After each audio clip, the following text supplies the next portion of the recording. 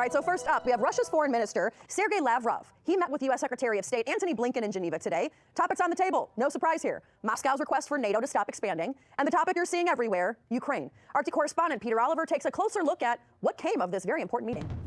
We've now got a much clearer picture of exactly how both the US and Russian side see these talks having gone. We heard from Sergei Lavrov, the Russian foreign minister, who described them as useful and constructive. We heard from Antony Blinken, the US Secretary of State, who said that they were frank and substantive. We'll start with the Russian foreign minister, Sergei Lavrov, though. He was first to give his press conference after the meeting wrapped up. He said that Washington had promised to provide an answer in writing to security concerns that had been presented by Moscow to their US partners. Now, he said that these weren't just security concerns focusing on Ukraine. They were for the wider European area. He said that the future of these talks would depend on the response from the United States there, but he said that the diplomatic doors pretty much remained open. It's worth pointing out there was no major movement on any of the big sticking points during these talks. Certainly what the representatives, the foreign minister and the Secretary of State had to say, there was no major tectonic shifts in where the respective countries stand. What we did hear, though, from the Russian foreign minister as he addressed questions from the US media was him say that there was no intention from Moscow for them to invade Ukraine at any time. Why is Russia doing this now? Why do you feel that you need to make these troop deployments now when really the security posture of the US and NATO really hasn't changed over the past couple of years? I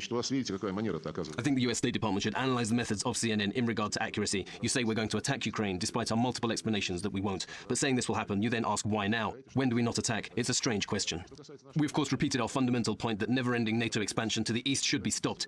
Antony Blinken repeated his position on the right to choose alliances, asked him how the US plans to follow its obligation not to strengthen someone's security at the expense of the security of others. He promised to explain the US position on that. Well, Sergei Lavrov's press conference was followed up with one from US Secretary of State Antony Blinken, the US chief diplomat, saying that the diplomatic route remained open to finding a solution to the tensions between Russia and the West right now. He said that he'd received assurances from Sergei Lavrov that Russia had no intention of invading Ukraine at this moment. He said he'd received those assurances in the past as well, but that if the actions of Russia didn't match up to that, then there would be a response from the United States and its allies, and that response would be swift, severe, and united. He said that there will be a response from Washington to those concerns that were voiced by Moscow, and that response will be coming in the next week. He also said that there's ways and means available to take the heat out of the current situation. Transparency, confidence-building measures, military exercises, arms control agreements. These are all things that we've actually done in the past, and that, if addressed seriously, can, I believe, reduce tensions and address some of the concerns. Well, the US Secretary of State also sketched out a potential timeline of where we could be going next. He said that once they've responded to Moscow, he would expect that there would be further meetings at the foreign ministerial level, perhaps here in Geneva, and if those meetings went well, that there could be another meeting between President Putin and President Biden, perhaps face-to-face, perhaps here in Geneva, a repeat of what we saw last year, which took place in this Swiss city. What we have seen, though, is a continuation, a willingness to continue the dialogue over these ongoing tensions between Russia and the West. Well, amid the ongoing tensions in Ukraine, the U.S. put out who their next target was, and we broke it to you here last night. Us. Again, just last night, the State Department released this little light reading, the 31-page scathing attack on Russian news outlets, in particular RT and Sputnik. Host of Watching the Hawks, Tyrell Ventura, breaks it down. Organized and put together by the U.S. Department of State's Global Engagement Center, this special report entitled Kremlin-Funded Media, RT and Sputnik's Role in Russia's Disinformation and Propaganda Ecosystem states that RT and Sputnik are key, funded, and directed global messengers within this ecosystem using the guise of conventional international media outlets to provide disinformation and propaganda support for the Kremlin's foreign policy objectives. The report goes on to highlight RT and Sputnik's coverage of 3 major news events as evidence of Kremlin control over the news agency's reporting. Presented as case studies, these events are listed and described as the 2014 Russian invasion of Ukraine and the following occupation of Crimea, the 2015 Turkish military downing of a Russian Su-24 military aircraft, and finally the recent 2021 Russian military buildup on the Ukrainian border. In regards to RT and Sputnik's coverage of last spring's Russian military deployment near the Ukrainian border, the report alleges that the 2 news outlets published various stories to try and frame Russia's buildup of troops as a response to Western provocations, and in what appears to be the State Department's biggest fear over RT and Sputnik's reporting is its influence over American viewers. And even worse, according to the United States State Department, is that the studies show that informing people the Russian government funds RT did not return participants' opinions to their prior perspectives. Yes, apparently some U.S. citizens don't care that RT is funded or connected to the Russian government, and that they would rather the U.S. government focus more on problems here at home than abroad. And that is apparently the most dangerous end result of RT and Sputnik's alleged disinformation and propaganda. Tyrell Ventura for RT America. Joining us now for his take on the State Department and RT, let's go over to independent journalist Ben Norton. Ben, I feel bad because your name might appear in the next report now that you're coming on to talk to me, but you as a journalist and everyone that follows your well done work, you call out the U.S. when it needs to be called out. There's nothing wrong with that. But let's look at the timing on all of this. Literally hours before Blinken and Lavrov meet, this 31-page piece of light reading comes out. Why?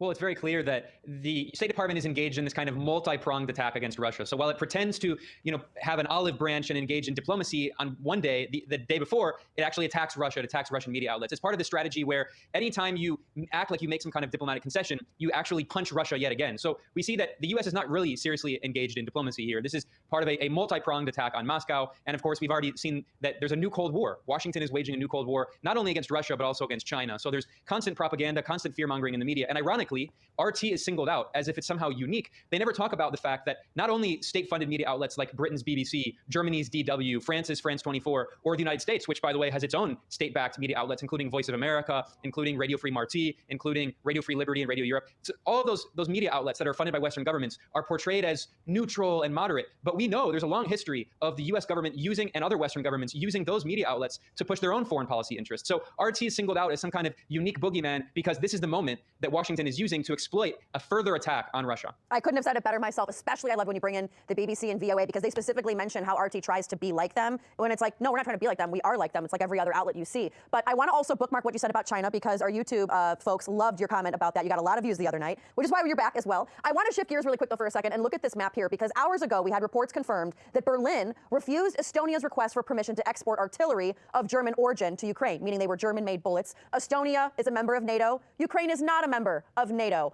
What do you make of all of this, of these recent developments here, Ben?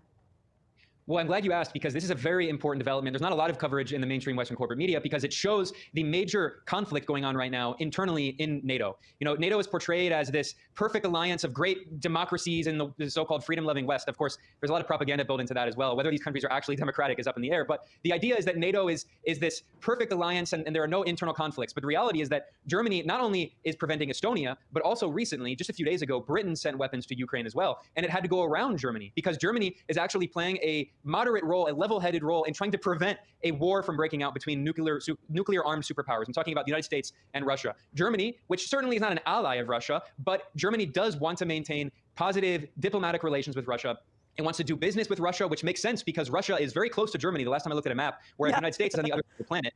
And Germany doesn't want a war to break out in Ukraine because let's not forget here, if there's there's already a war in Ukraine that the US and other Western powers have fueled for years, but if there is an escalation of this war, let's not forget that we're talking about the potential of millions of Ukrainian refugees fleeing, and they're not going to flee to the United States, which is across the ocean. They're going to flee to neighboring countries, and they're going to flee to countries like Germany. Germany already had to deal with over 1 million Syrian refugees that were displaced because of another war fueled by the United States to try to destabilize another country in Syria. So Germany, again, it's not an ally of Russia, but it's trying to play this level-headed role and telling Estonia that you can't just fuel this war drive between two nuclear-armed superpowers. It's disastrous. And honestly, if Estonia wants to have a nuclear war, then I don't know what to tell them. Do they really want the planet to end? Do they really want Russia and the United States to have a conventional military war? It seems like that's what they're pushing for right now. And Americans don't even know that. Let's say like Estonia goes to war with Russia. Americans are going to have to go fight for Estonia. Point to it on a map for me, any American out there. But the other question I want to ask for you too is because you talked about China 2 nights ago when we had you on, and you brought it up here again, bringing that bookmark forward. You have a lot of these military officials saying, we need to be strong right now with Russia and Ukraine because President Xi Jinping is watching us, saying that, if we let Russia get away with this, then they'll go in for Taiwan. You've mentioned, we're fighting two fronts, Russia and China. Why are they focusing on Ukraine right now versus the China-Taiwan problem from a U.S. standpoint?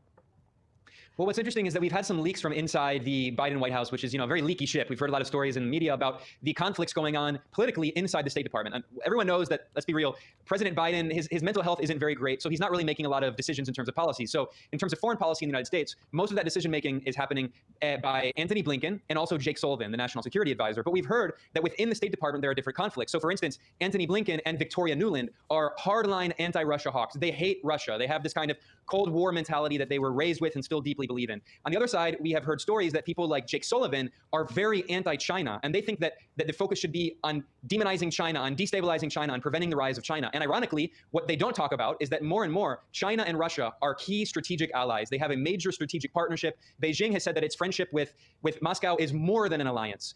President Xi Jinping has said President Putin is his best friend. So the reality is that Washington has this contradiction that can't be reconciled. And unfortunately, the reality is that both parties in the United States are full of these warmongers. So the Democratic Party is full of these neoconservative warmongers, and some neoconservative Republicans like Tom Cotton just went to Ukraine and basically called for war on Russia. So the reality is that all of these warmongers in Washington, they think that they can take on the entire world and that the US and the European Union, 15% of the global population, can take on the other 85% of the planet. Well, the reality is that that policy is not popular. If you look at polls in the United States, average Americans don't want a war with Russia. They don't want a war with China. They want peace. They want diplomacy. They want, China uses this term, which sounds pretty good. They talk about win-win cooperation. Why do we always have to try to have this ideology that says that anytime something is good for Russia or China, it's bad for us? Why can't we pursue diplomacy that's good for all of us? Absolutely. And you know what, Ben? I couldn't have said it better myself. So glad to have you back on again. Clear your schedule. We're getting you on a lot more. I like the stuff that you say. Ben Norton, thank you so much. Independent journalist. Check him out. It's always a pleasure. Thanks for having me. Still had the technological feat that's almost out of this world. Hear how China was able to build their own artificial, what? We're going to tell you. We got a full report. In the meantime, make sure you download our portable TV app where you can catch everything from this show or any other one on this network. We've also got live sports and a whole lot more 24/7 in the palm of your hand because it's TV as it's meant to be. We'll be right back.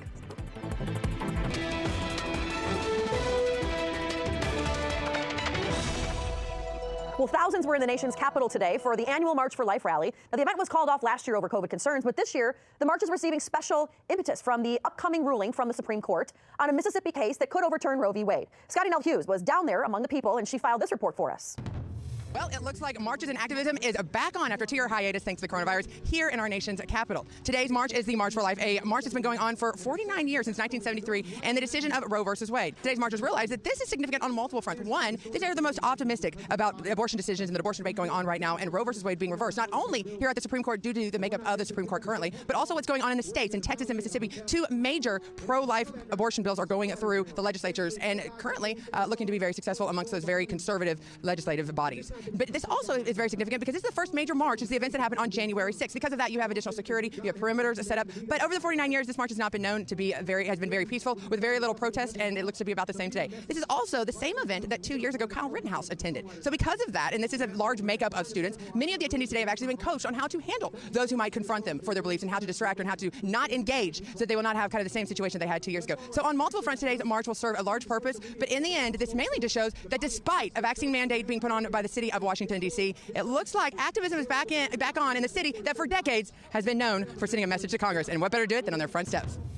Our thanks to Scotty Nell Hughes for that report. China has constructed an artificial moon. Although the simulator is not large enough to fit an astronaut for lunar training, experts say the technology is an important advancement which will actually help with research and preparation for future moon missions. RT's Alex Mihailovich picks up the story. From the Lunar New Year to lunar missions, China loves everything to do with the moon. So much so that now it has built a moon of its own. Chinese scientists have manufactured an artificial moon research facility that will allow them to replicate low-gravity environments just like on the moon. The facility, which will be launched later this year, will use powerful magnetic fields inside a 2-foot diameter vacuum to make gravity disappear. The scientists were inspired by an earlier experiment that used magnets to levitate a frog. The simulator is said to be the first of its kind in the world and will be used to test technology in prolonged low-gravity environments in preparation for missions to the real moon. With the moon's gravity density being just 1/6 of the Earth's, the facility, which replicates the moon's qualities, will allow scientists to test the vulnerabilities of certain technologies in a low-gravity environment for long periods of time. Experiments such as creep tests and impact testing can be done using the simulator. Creep tests being experiments which measure how much a material will deform under constant high-gravity stress and differing temperature. According to Live Science, the artificial moon can also help assess the viability of a human settlement there. The artificial moon will play an important part in China's lunar exploration program, which in the past few years has managed to land a rover on the far side of the moon, as well as retrieve rock samples from the moon's surface. China plans to build a lunar research center on the moon's south pole by 2029. And until then, while keeping an eye to the sky, their newest innovation will likely help advance their space program as it moves towards reaching that goal. For News on RT America, I'm Alex Mihailovich. Well, it's Friday, or Friday for some people. I got a special guest sitting next to me because you know what time it is. It's Jack Talk time with Steve Christakos, our sports correspondent. Steve, I have a feeling this next guy could have maybe used some of that artificial gravity that China does for this stunt that you told me about. This is the only story that I know. I don't know any of the other stories you're bringing to me. That's true. I like to surprise you. That's a pretty good segue, actually. I'm surprised you didn't bring up Novak Djokovic yet. But no, this guy, totally different than Novak Djokovic. So his name's actually Zhang Daxuan. Now, he's in China, and he set a Guinness World Record, but it's not your typical. So that right there is called a human flagpole position. What he's doing is chin-ups in the human flagpole position, as you see. Okay, let me explain. So he's perpendicular to some sort of tree or pole that could hold his weight. And to hold your body weight, it takes a lot of core and shoulder strength, of course. Your whole body, basically. You got to use all your muscles. I was going to say, like, what is this? Well, now he's just showing off. So back in 2016, he did 26 of them. Then in 2018, he did 34 of them for a Guinness World Record. Now he's using a hula hoop. The guy's insane. But so Daxuan now tries to pursue scientific methods in the health industry to boost national fitness. Now, after this went viral, he had a lot of friends that he trains with now or uses as props to show off. But literally props. Yeah, and he says, muscle strains are common, of course, but after each one, he becomes stronger due to the recovery process. Honestly, I'm going to try this later at the gym tonight, but I don't know. Okay, who's showing off now? I'm going to try it. I don't know if it's going to happen because I don't see how he holds himself still like that. The one I can't get over, though, is the hula hoop, where he's strict, or he's super straight, and then his body's like wiggling like a fish. Yeah, it's hard to do a hula hoop just standing on the ground. Yeah, make yourself a human flagpole. Let's see what you got. Love the human flagpole name, by the way. It's Friday, guys. It's a good time. What a week. Now, this next story is very inspiring. So, an American woman set a marathon record now, and it's not just any record, and it's not just any runner, because she took a 8-year break, had a couple of kids, 2 to be exact. Okay, so she had 2 kids. Now, she stopped running in her 20s, and she's 37 years old. So after 8 years, she came back to the Houston Marathon earlier this week, and she not only ran it and completed it, but did so in 2 hours, 19 minutes, and 12 seconds, which is the all-time record for an American woman in a marathon. Wow. Right? No, my sister's a huge marathon runner, Hannah. She's ran like 13 marathons, done the Boston Marathon. I say to you now, Hannah, what are you doing? You pop out 2 kids, wait 8 years, and then go do this. Then you're a hero to me. No, I'm kidding. Sister's not watching. No, so, interesting. Yeah, no, very good point, though. I mean, because obviously... to take 8 years off. Yeah. I mean, and again, I've just seen from her training, she couldn't even go with a month off. Right. And from what I hear, childbirth is no joke. I mean, it takes... she said she started training again to take off the baby weight. But, so... I see it, yeah.